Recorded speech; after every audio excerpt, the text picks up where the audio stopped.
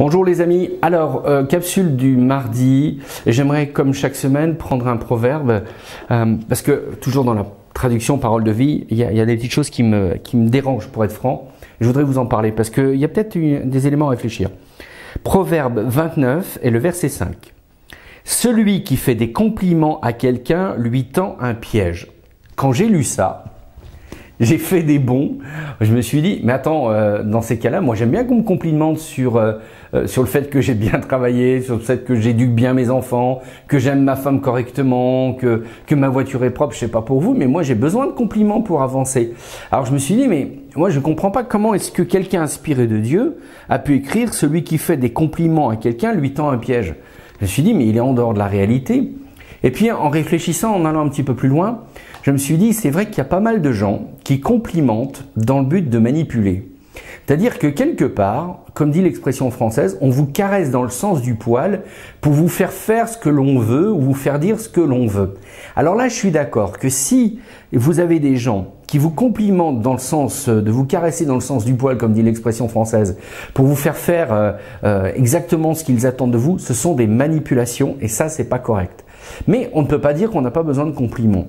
Un exemple tout bête, quand un enfant a bien étudié à l'école, qu'il a réussi son examen, j'espère que vous lui dites, on est fier de toi. C'est une forme de compliment, on en a besoin. C'est pas pour ça que vous tendez un piège. Néanmoins, si vous avez quelqu'un qui vous complimente dans le but de vous orienter, de vous manipuler dans un sens, alors dans ces cas-là, c'est quelqu'un qui ne vous fait pas de compliments sincères.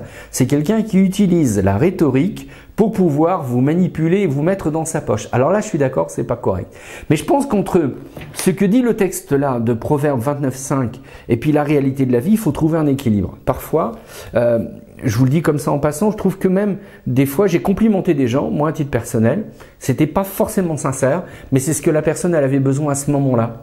Donc on peut pas être toujours dans la sincérité à 100% parce que celui qui me dit qu'il est dans la sincérité à 100% toute la vie, il me donnera sa recette, je n'y crois pas. De temps en temps, ça vaut le coup de dire écoute, je t'encourage pour faire les choses, c'est une forme de compliment, même si on n'est pas très sûr de ça, mais on veut encourager parce que on a besoin de faire quelque chose.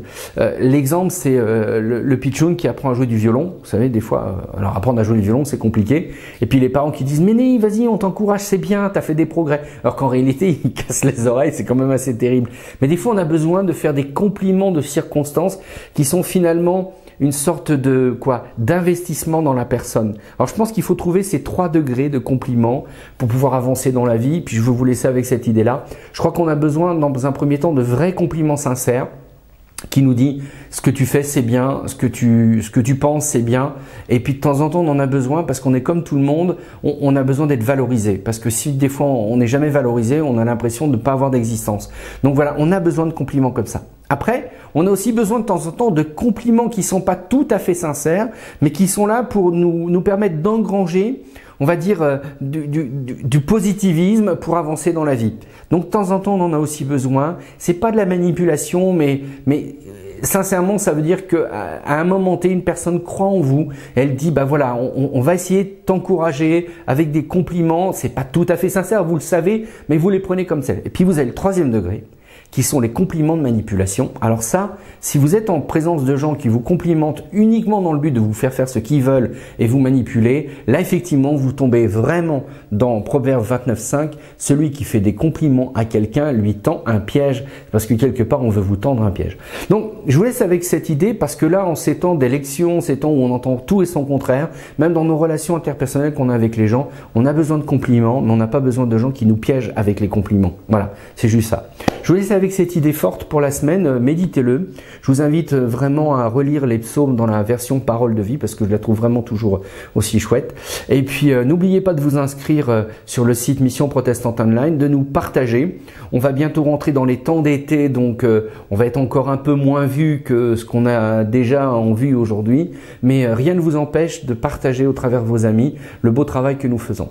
Je vous dis à la semaine prochaine et puis prenez soin de vous. Et ça, c'est un compliment qui est sincère. Si vous prenez soin de vous, continuez de bien le faire. Allez, à tout bientôt.